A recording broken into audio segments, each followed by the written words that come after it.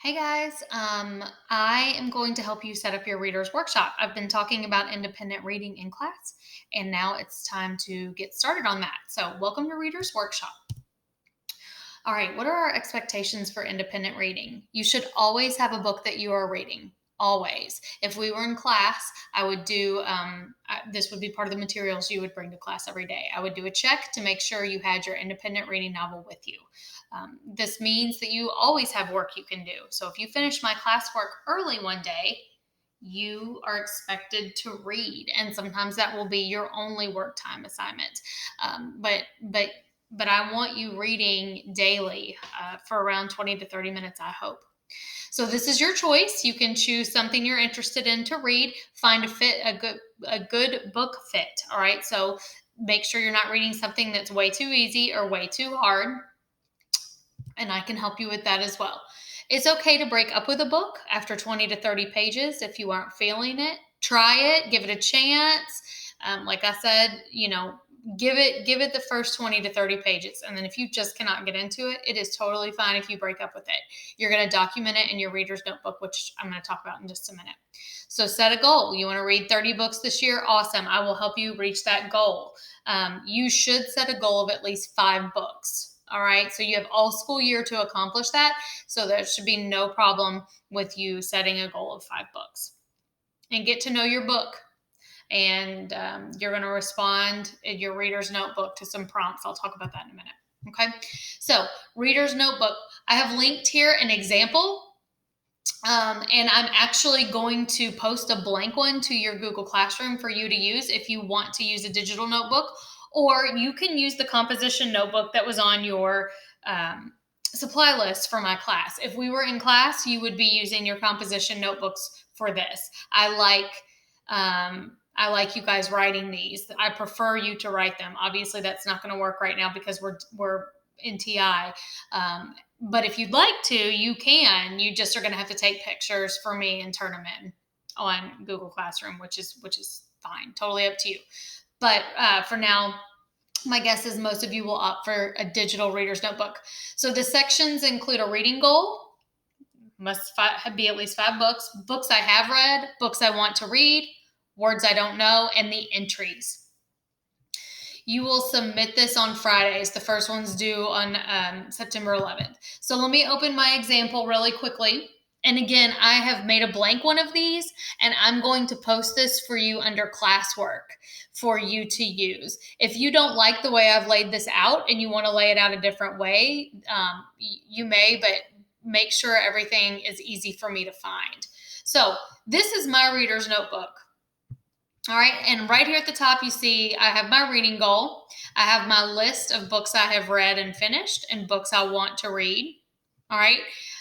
I expect you guys to have a couple under books I want to read. So when you hear me talking about a book or a friend or anything like that, you can put those there so you do not forget them. All right, books I have abandoned. Again, if you try a book for 20 to 30 pages and you want to break up with it, it's not interesting to you, that is totally fine. I broke up with The Death Cure. I read The Maze Runner and The Scorch Trials in the series, and by the time I got to the third book, I was tired of it. I loved the series. I loved The Maze Runner, loved The Scorch Trial, but wanted to try something different. All right, and then here is where I've put words I don't know and their meanings. You must have at least 3 words from each novel that you are unfamiliar with and that you have to define. If you are reading a book and you say, Miss Porter, I know all these words in here. I don't need to write down any words. Guess what? Your book is too easy and you need to challenge yourself a little bit more. And I can help you with that if we need to pick some more difficult reads. Okay, and then this is what a typical entry will look like.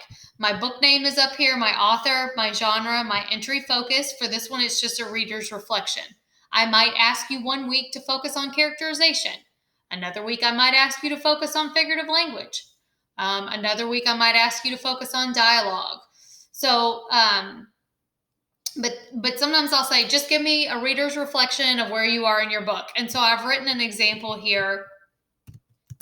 I need to put the date that I would turn it in. So here's my example of what a reader's reflection might be like. As you can see, this is a pretty long and developed paragraph.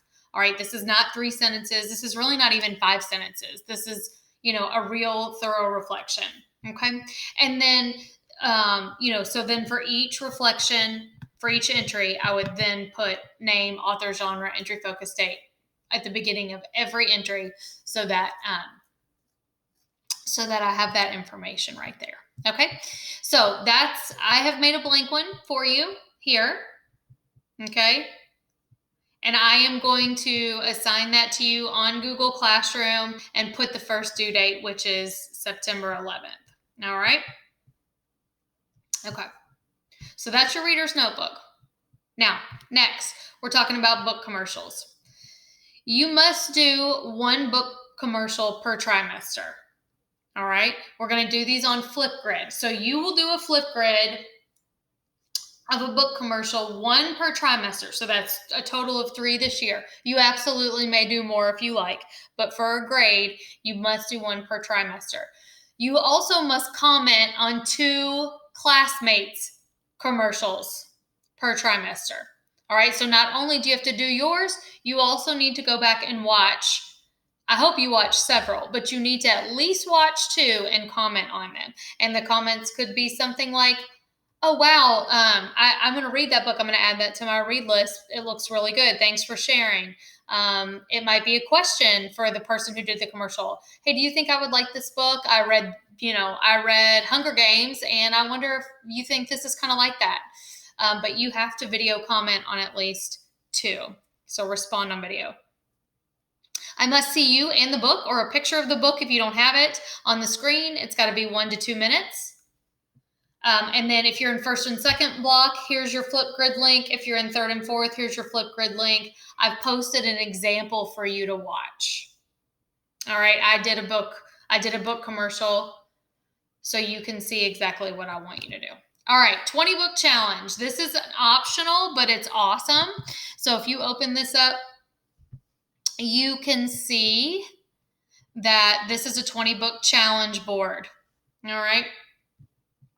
And so if you are an avid reader, or maybe you're not an avid reader and you don't know where to start, I don't know, Ms. Porter, I don't know what book I want to read. Here is a 20 book challenge board for you. All right. And it gives you different types of books to read. A book that's a movie, a KBA book, which is a Kentucky Bluegrass Award book. I'm going to talk about those. A dystopian novel, a graphic novel, a nonfiction book. One of Miss Porter's favorite books. You'll have to ask me about my favorite books if you want to fill out that square. But it's kind of a challenge. It's a little challenge book, a little challenge board. Oh, and you can do 10 extras if you want. But I'm really looking for you to do those 20. All right. Totally optional. You do not have to do that. But if you're looking for something to kind of challenge yourself or help you pick novels from different areas, that is an option. You can add that page to your notebook. All right, frequently asked questions. How many pages do I have to read? I don't care how many pages you get read. My hope is you get faster throughout the year, and you become more fluent, and you read faster. But I don't have a 25 page a day limit or anything. Start small. Read things that interest you. Audiobooks are absolutely fine. And then our school library has online audiobooks, Sora. And the Sora, my next slide didn't connect. You can get to Sora through the North Oldham page and log in there. And I'm going to ask Mr. Valentine for more help with that. So if you need those online audiobooks from the library, I can help you log into that. I know the public library also has an online checkout if you're unable to get there. Okay. And as I mentioned before, if you have trouble getting books just because, it's not so easy to just waltz into a library right now and pick something up, or your school library, I can help you with that. Okay. All right. So I'm going to send you each a copy of the digital reader's notebook. And you can use this, or you can use your composition notebook. Make sure your name is on here somewhere. I did mine with a header. Okay. And so if you insert a header like this, you can put